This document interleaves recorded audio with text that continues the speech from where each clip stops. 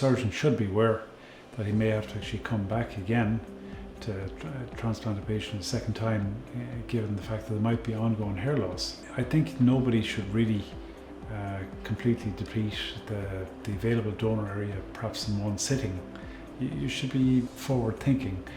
You should consider whether or not that patient would actually come back again, not use up their donor kind of unwisely, not keeping the future in mind.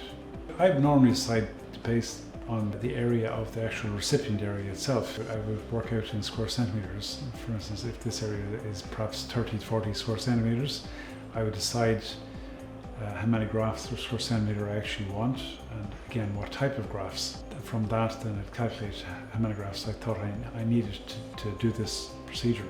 Your hairline should also be chosen to suit the age of the patient. So for instance, say somebody comes very early and you don't actually think there's a whole lot of hair loss, you probably shouldn't really be putting the hairline down much lower, because again, you won't be able to keep up with that hairline. Your donor, which is a finite resource, would often be spent being too aggressive on a transplant which was done far too early in that patient's life. So you have to try and keep the future in mind when you're actually drawing this hairline. Do you think you can actually keep up with ongoing loss in this particular patient? It's more difficult to do so if that original hairline which you drew is too low. You should be honest with the patient and let them know what you think you can actually achieve. And it should be what you as a surgeon think you can achieve. In other words, you're not speaking for someone else. You're the one who's doing the operation, so you should be telling them what you think. So therefore, beware of someone else telling you what he thinks the surgeon can do, because he's not actually doing it himself. I would probably feel that such patients who have what you call Norwood 6 or 5, 6 or 7 should perhaps only consider transplants to the frontal area or part of the mid-scalp, and that we can't perhaps cover the whole area that they wish to transplant. But that should be stated at the very outset.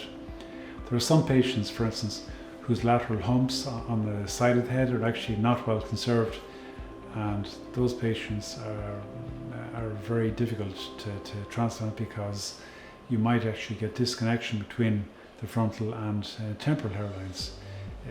In the future, for instance, if there is ongoing loss in the temporal area. So you need to kind of try and predict this in your initial operation. Realistic expectations must take into account the age of the patient, the available donor.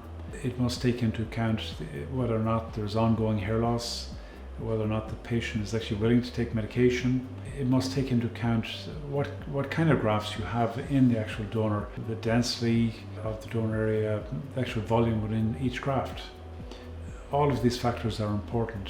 You must not overpromise and underdeliver on any given transplant. You must not try to be too ambitious with your transplant and be unable as such to keep up with ongoing loss, creating a situation where patients have an excellent hairline in the front, but with the ongoing loss behind it, they end up having a kind of a Friar Tuck effect.